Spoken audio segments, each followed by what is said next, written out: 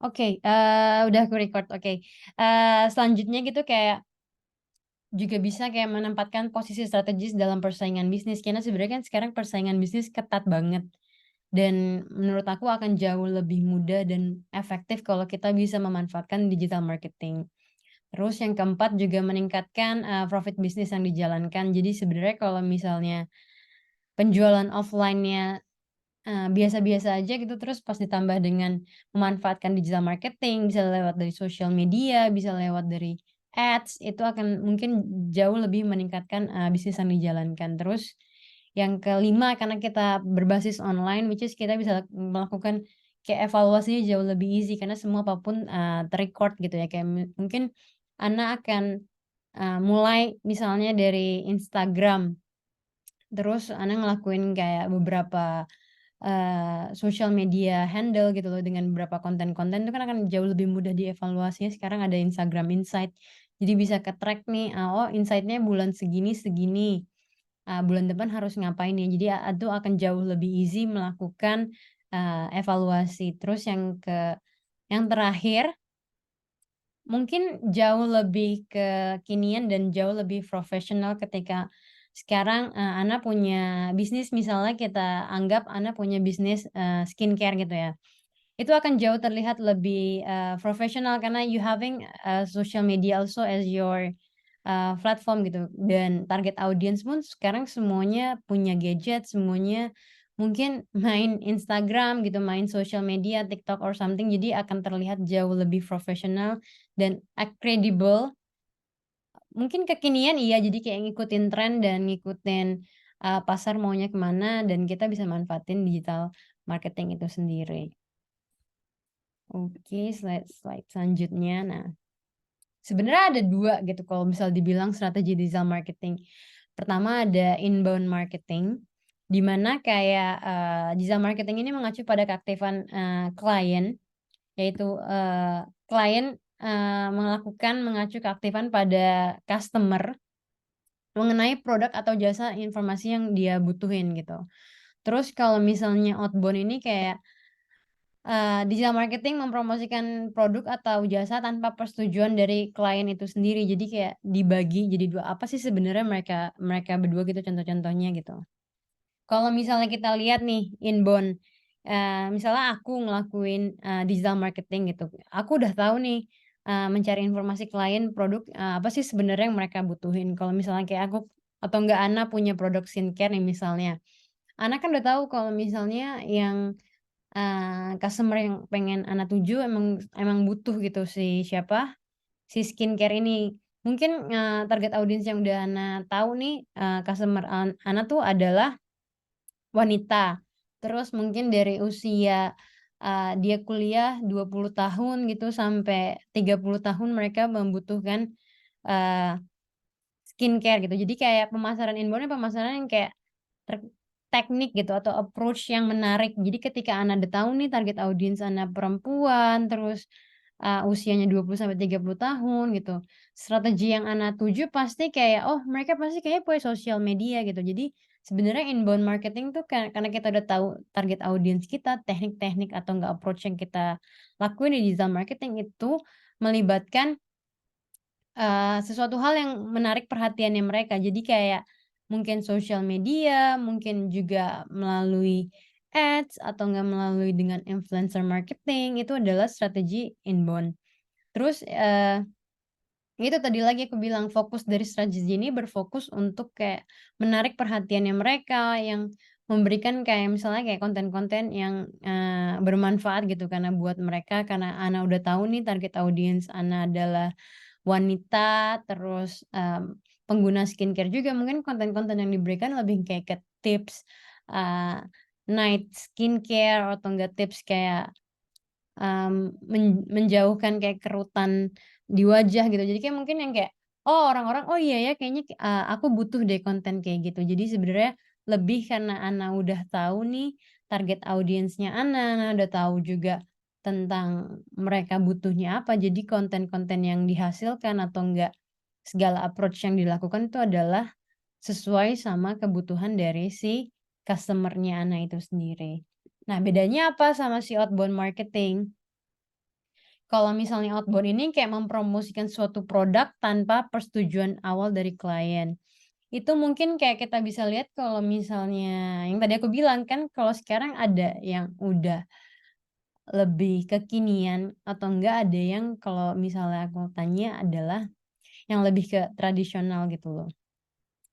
Yang aku bilang mungkin yang sebelumnya gitu kayak baliho yang atau enggak papan reklame atau enggak brosur itu kan kayak kamu ngelakuin suatu promosi tapi nggak tahu siapa sih yang akan baca brosurnya, siapa sih yang akan melihat iklannya. Itu adalah outbound ketika strategi marketing yang kamu lakukan tapi kamu belum tahu nih, atau enggak belum mengenal gitu siapa sih sebenarnya, customer yang akan lihat dari iklan kamu sendiri gitu. Jadi, strategi ini berfokus dalam melakukan, kegiatan, mengirim penawaran tapi tanpa tahu siapa target audiens yang akan udah dituju. Ini lebih kayak ke tradisional marketing sih, tradisional marketing, reklame, brosur or something gitu. Itu namanya, outbound marketing.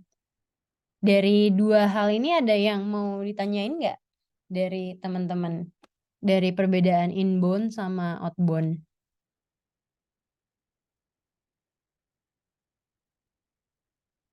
Kalau nggak ada aku lanjut dulu ya. Oke, kalau dilihat peluang dan resiko dari digital marketing.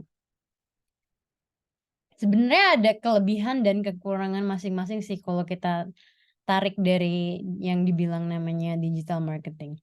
Mungkin kita lihat gitu peluangnya tuh banyak banget karena sebenarnya dengan waktu yang sangat singkat, terus dengan biaya yang jauh lebih murah, itu kamu bisa kayak ngejangkau, promosi atau enggak ngejangkau marketing, menjangkau customer kamu tuh jauh lebih luas. Karena yang tadi aku bilang di Indonesia sendiri pengguna sosial media, pengguna online itu hampir, 112 juta orang.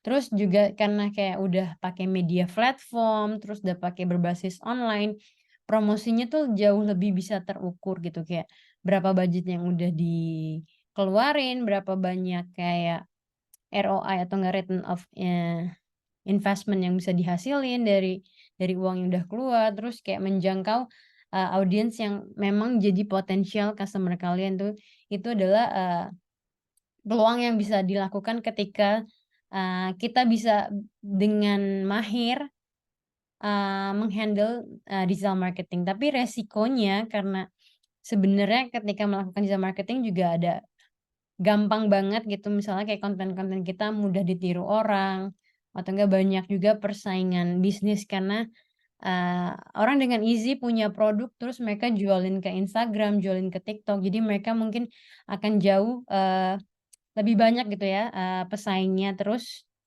kreativitas juga akan selalu diuji gitu, mungkin ada sama kompetitor jauh lebih punya konten yang lebih menarik, jauh lebih, kreativitas lebih tinggi, terus kayak karena kita berbasis online juga, jadi mungkin, produk kita akan dilihat dari review-review, orang gitu. Jadi kayak mungkin orang ngasih reviewnya jelek nanti, sebenarnya bukan salah karena produk kita juga jelek or something, mungkin ada orang yang kayak cuman ngasih, review jelek jadinya kayak reputasi perusahaan juga jadi terlihat buruk gitu ya, karena ulasan dari atau review dari customer juga gitu. Terus mungkin karena ketika kita mau berbisnis di online itu akan persaingannya akan semakin ketat dan tren di market tuh akan berbeda-beda. Jadi sebenarnya tidak selalu cocok untuk, pasar market, tapi ketika kita pengen tetap bisa ada, change untuk digital marketing itu akan selalu ngikutin,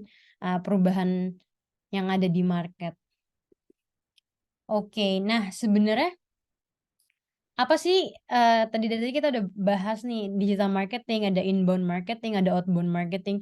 Sebenarnya gimana sih, cara memulai digital marketing yang pertama kali pengen dilakuin tuh kayak gimana gitu? Nah, di sini nih sebenarnya ada step-stepnya ketika kita ingin ngelakuin, suatu approach digital marketing, which is itu adalah pendekatan, yang kita lakukan berbasis secara online melalui, suatu media, yaitu medianya apa aja Sebenarnya ada medianya banyak gitu, ada sosial media juga termasuk dalam digital marketing. Nah, langkah-langkahnya itu yang pertama apa sih gitu. Yang pertama tuh kita harus nentuin dulu goals-nya. Goals dari kita memulai digital marketing apa. Mungkin tadi yang aku bilang seorang pembisnis mempunyai suatu, produk gitu. Kita bilang lagi, mungkin kayak Ana di sini atau enggak teman-teman yang lain misalnya punya, produk, skincare. Goals-nya apa sih dari produk yang kamu pengen ini nih buat orang lain? Pertama mungkin tentang brand awareness gitu. Kamu pengen tahu nih orang-orang kalau misalnya, "Aku tuh punya brand skincare loh," gitu. Itu bisa dibilang namanya brand awareness. Terus, "Aku pengen loh kalau misalnya aku ngelakuin digital marketing di social media, aku pengen kalau orang-orang tuh kayak, nge-visit profile aku buat cari tahu tentang brand aku." Is the name is a considerations. Jadi, orang mempertimbangkan dan mencari tahu tentang produk kalian tuh namanya considerations. Dan yang terakhir tuh bisa dinamain conversions ketika kalian udah ngelakuin digital marketing, orang lain udah tahu nih brand kalian, orang lain udah melihat-lihat brand kalian dan orang lain ngambil taking actions buat beli brand kalian itu namanya conversions. Jadi, sebenarnya ada 3 tahapan goals yang seorang, pembisnis, ingin lakukan dalam menjalani digital marketing. Jadi ada awareness, brand awareness, yang kedua itu ada considerations, yang ketiga itu ada conversions. Sampai orang lain pengen beli itu namanya conversions, oke. Terus, setelah nih, kalian udah nentuin goals kalian, mungkin kalau yang baru punya produk gitu ya, misalnya kayak baru bikin produk skincare, mungkin goals-nya kayak, "Oh aku nggak apa-apa, bulan ini belum ada yang beli, cuma aku pengen, orang lain tuh kenal dulu sih produk aku," gitu. Pengen tahu dulu, tentang produk aku ini apa, itu namanya, brand awareness. Jadi, ketika udah kita nentuin goals-nya, kita nentuin dulu nih siapa sih sebenarnya target audiensnya. Siapa target audiens yang pengen kita capai gitu, siapa yang pengen ngelihat iklan-iklan kita gitu. Mungkin kayak yang tadi aku bilang, karena brand-nya skincare, target audiensnya bisa aja nih dari usia umur 20 tahun ke usia 35 tahun. Gendernya mungkin kebanyakan yang make skincare bisa 70% perempuan, 30%-nya laki-laki gitu ya. Ini target audiens yang kita terus mungkin, aku mau nargeting-nya karena aku domisilinya di Jakarta biar aku ngirimnya juga nggak gitu, jauh, aku pengennya di sekitar Jabotabek aja. Terus karena skincare aku murah misalnya di bawah 100.000, aku pengen targeting orang-orang yang punya penghasilan mungkin dari, 2 juta sampai dengan di atas 5 juta bisa beli skincare aku. Itu kan kayak target audiens yang pengen kita capai ya, maksudnya target audiens yang emang sesuai sama brand persona dari, produk skincare kita. Jadi ketika kita udah nentuin goals, target audiens juga udah ditentuin, dari situ kita bisa. Nah, ini yang aku bilang tadi, dari situ kita bisa yang kayak meriset kebutuhan pasar, karena kan kita udah sebenarnya udah tahu nih goals kita, tadi pengen brand awareness, terus kita juga udah nentuin nih target audiens kita ternyata cewek kebanyakan 70% usianya 20 sampai 35 tahun, terus, penghasilannya juga, apa, middle gitu, nggak yang gitu terlalu high end or something, kita bisa ngeriset pasar apa yang mereka butuhin. Dan yang keempat itu adalah kita menentukan sebenarnya kita pengen pakai channel apa sih yang sesuai sama tadi goals kita, sama target audiens kita, dan sama riset kebutuhan pasar kita. Nyata dari riset yang kita lakuin, dari target audiens yang kita tentukan, dan dari goals yang kita tentukan, kita pakai channel marketing mungkin yang paling pas untuk berjualan, untuk mengiklankan dari, skincare ini adalah di sosial media. Sosial medianya apa aja juga itu harus diidentifikasi lebih lanjut gitu. Bisa aja dengan, target audiens yang tadi udah ditentuin itu bisa aja pakai Facebook, atau enggak bisa aja pakai Instagram, or bahkan kita bisa juga jualan di TikTok. Nah itu yang sebenarnya lebih mendalam itu akan nanti dibahas di bagian, social media marketing karena itu, identifikasinya akan jauh lebih mendalam seperti apa target audiens kita dan channel marketing apa yang sebenarnya pas untuk kita beriklan di digital marketing. Nah, tadi udah ketemu nih sebenarnya, channel marketingnya apa, mungkin kita bisa bilang kita akan berjualan di Instagram. Terus kita selanjutnya ngapain ya, Kak, gitu. Kita akan menyusun strategi gitu, strateginya apa? Mungkin di Instagram udah tahu nih aku, mau jualan di Instagram aku harus bikin konten-konten yang menarik, kontennya seperti apa, pokoknya banyak deh, Kak, aku mau bikin kayak tips, ngerawat skincare, aku pengen juga ngepromosiin, eee, kepromosiin produk skincare aku gitu, pokoknya kita menyusun strategi. Terus yang keenam itu menyiapkan hal yang dibutuhkan dijalankan selama digital marketing seperti, oh ketika kita udah punya social media kita pengen nih, apa, ngelakuin ads gitu. Sebenarnya digital marketing adalah yang kayak bisa ads juga, bisa organik, terus bisa juga ada website, itu adalah digital marketing. Terus dari yang udah kita lakuin nih, ngelakuin digital marketing, kita juga akan menganalisa sampai membuat report untuk langkah selanjutnya yang kita lakuin akan seperti apa gitu. Terus, sebenarnya macam-macam digital marketing aku bilang tadi nggak hanya sosial media, nggak hanya website, jadi sebenarnya ada 7 macam gitu, digital marketing. Bisa juga namanya SEO. SEO termasuk dalam organic digital marketing yang mereka nggak akan ngebutuhin, bayaran apapun gitu. Itu pure untuk, copywriting namanya SEO. Yang kedua juga ada namanya social media marketing, which is kalian pasti udah familiar banget sama Facebook, TikTok, Instagram, YouTube. It's called like social media marketing. Yang ketiga juga ada knowledge, marketing. Terus yang keempat juga akan melakukan, analisis, digital marketing. Terus bisa juga soft selling and hard selling, hypno selling juga digital marketing. Terus yang keenam juga ada Google Ads, dan yang terakhir yang ketujuh juga ada leads generations. Dan ini ada sebenarnya 7 jenis juga digital marketing, ada digital advertising, ada SEM, ada social media, ada content marketing, customer service automations, ada email marketing, dan affiliate marketing. Ini termasuk juga 7 jenis dari, digital marketing itu sendiri, dan kalau misalnya kalian beneran tertarik pengen belajar digital marketing, ini akan dibahas secara satu persatu lebih mendalam lagi. Sebenarnya karena, kalau yang aku bilang sendiri tadi social media marketing tuh, ada banyak juga gitu, eee, konsep-konsepnya, ada banyak juga yang kayak teori-teori yang harus dicari tahu lebih lanjut gitu di kelas-kelas, selanjutnya kalau kalian tertarik, akan ketemu lagi besok sama aku akan kita ngebahas, organik sama paid, advertising, which is akan lebih seru lagi karena kita akan ngupas mendalam lagi tentang, masing-masing dari jenis-jenis digital marketing, gitu. Nah, ini sih karena sebenarnya digital digital marketing itu ibunya gitu ya.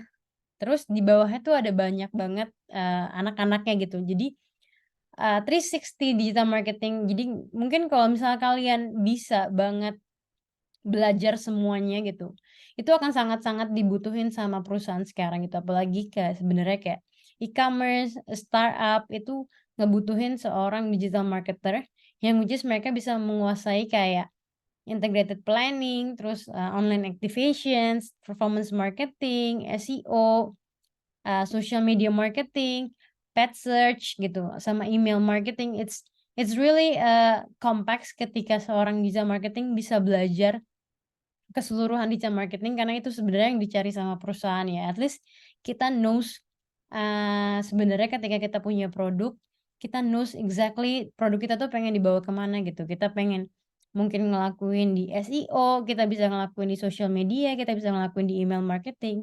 So we know exactly, how to do approach gitu ke masing-masing kayak ke masing-masing konsep dari digital marketing itu sendiri. gitu. Kayaknya udah semua nih aku bahas tentang fundamental dari digital marketing. Kalau teman-teman ada yang mau ditanyain atau enggak misalnya masih kurang jelas dari penjelasan yang aku sampaikan, bisa, aku buka sesi pertanyaan ya untuk sekarang. Thank you.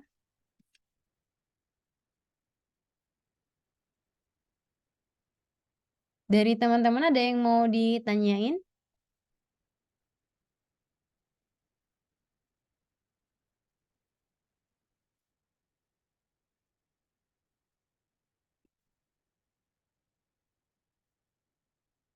Dari Ana atau enggak dari Brahma?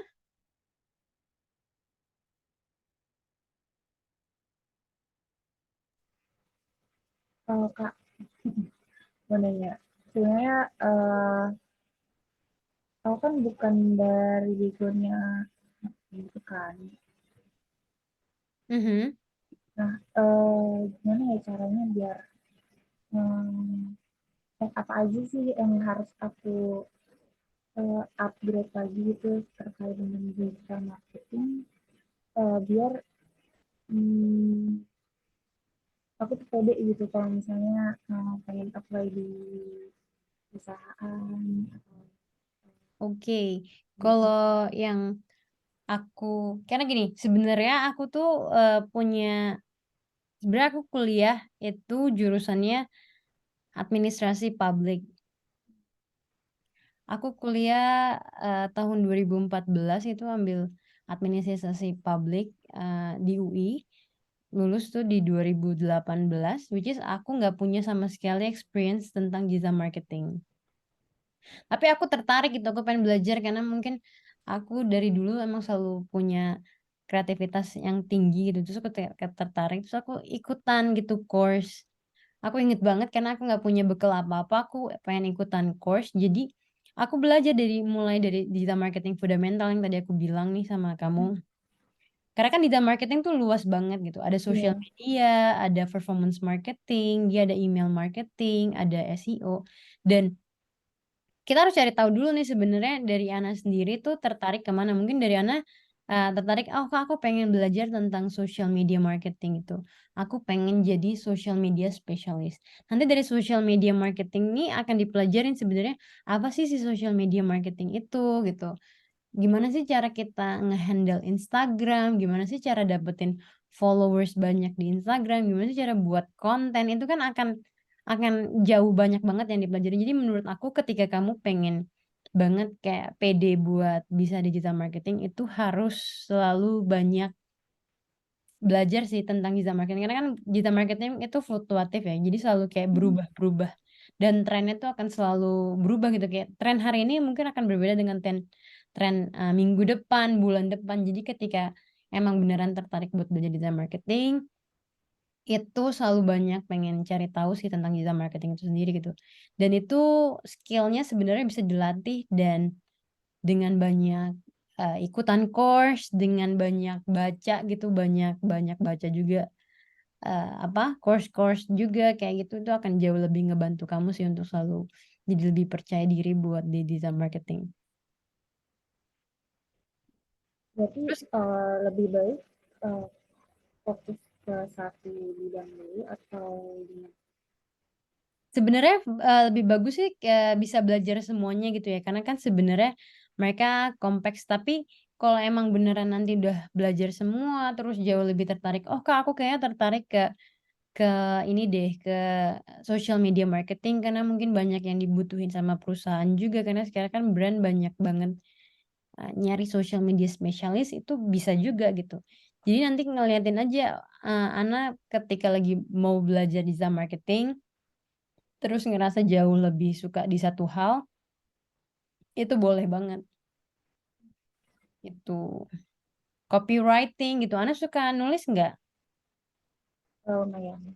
Nah itu bisa juga, bisa kayak copywriting, nulis-nulis caption, banyak sih sebenarnya yang bisa diulik gitu. Jadi waktu itu pas aku belajar juga, aku belajarnya digital marketing dulu, terus jauh karena aku udah belajar semuanya, terus aku ngerasain kayak, oh aku lebih tertarik ke social media, jadi aku mulai karir aku jadi social media dulu, sampai aku kayak belajar lagi seiring dengan waktu. Sekarang aku udah kayak jadi digital marketing karena aku udah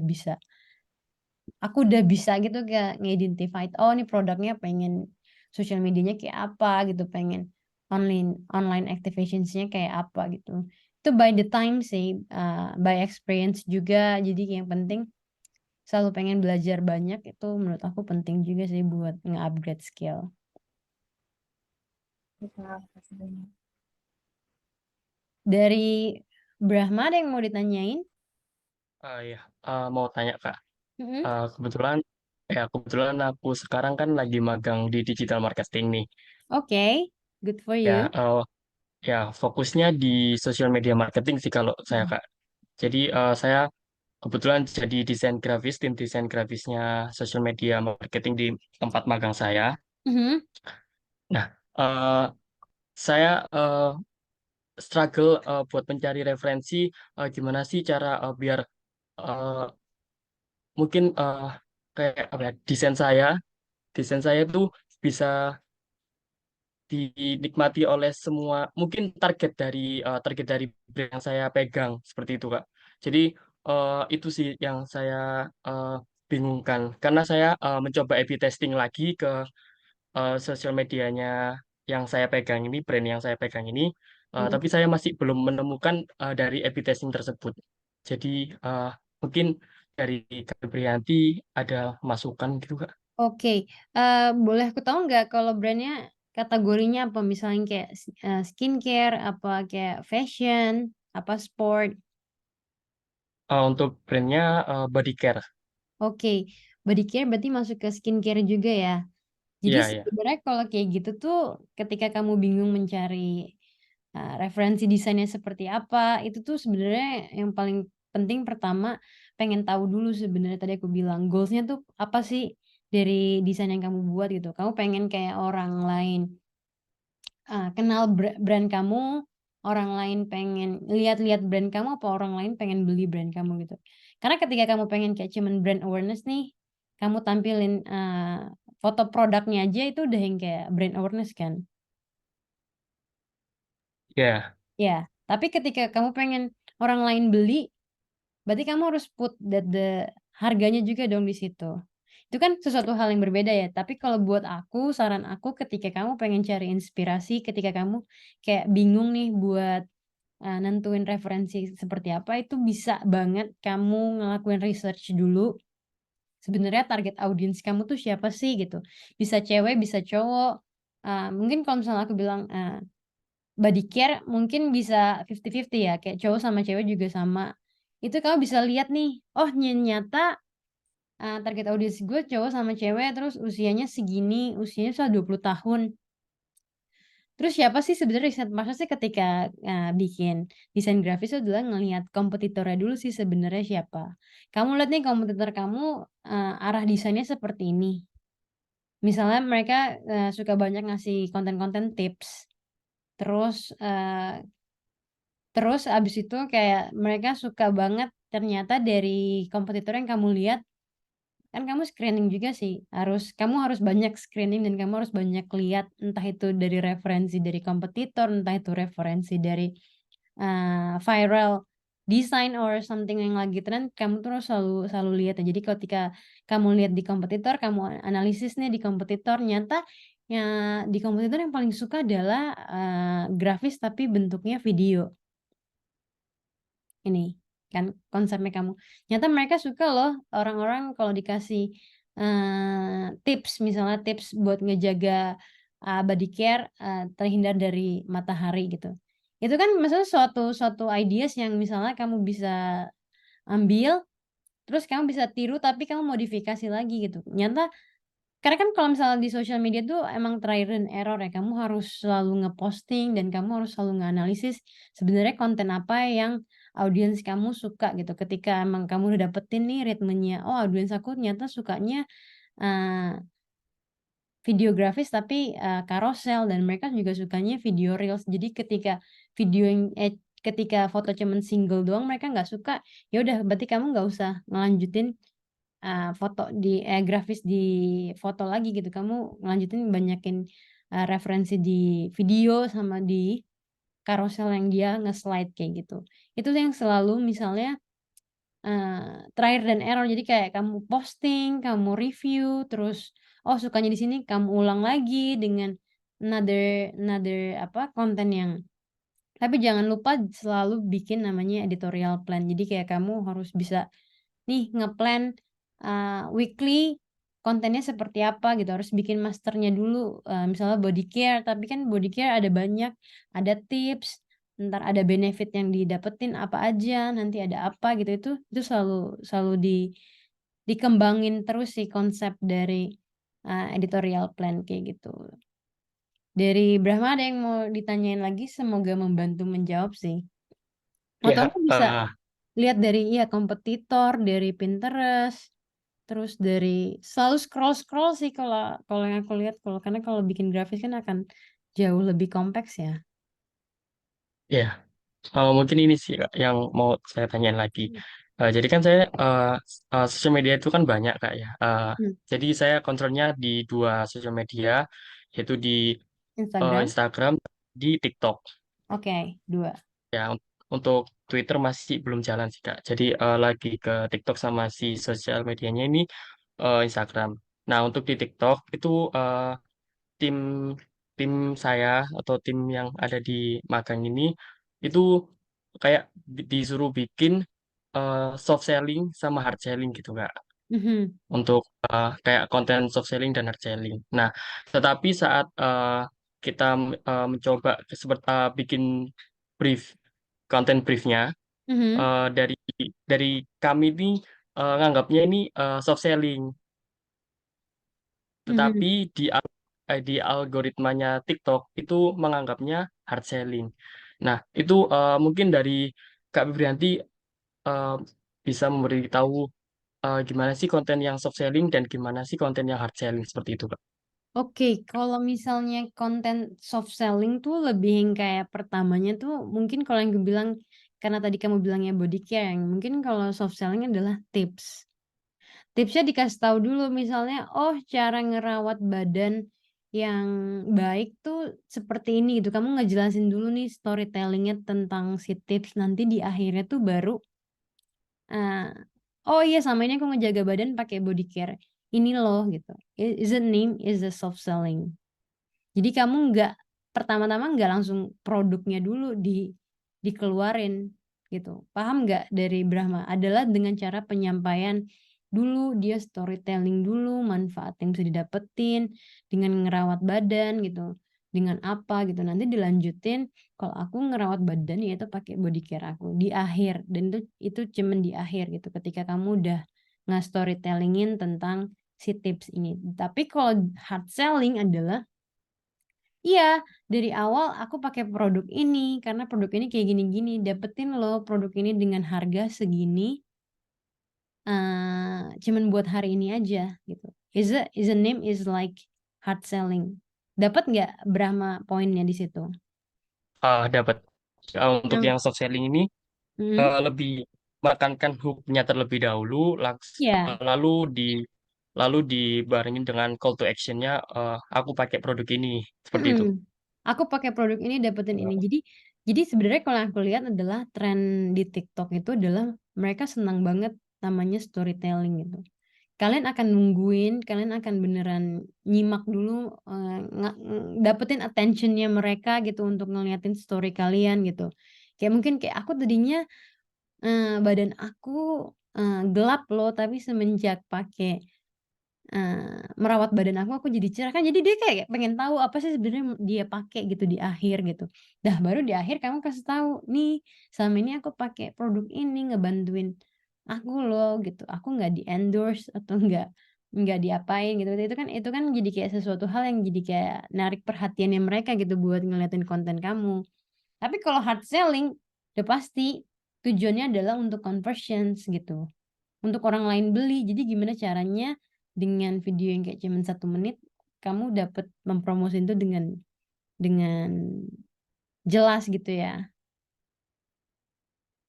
Sebenarnya bakal seru sih kalau misalnya ngebahas tentang gimana cara dapetin konten viral, gimana cara ningkatin engagement orang gitu tentang likes, itu akan sebenarnya nanti akan dipelajarin lebih lanjut lagi sih di social media marketing. Tapi good for you buat Brahma karena udah bisa ada di digital marketing site, tinggal dilatih terus sih itu akan jauh lebih bagus. Iya, Kak. Terima kasih.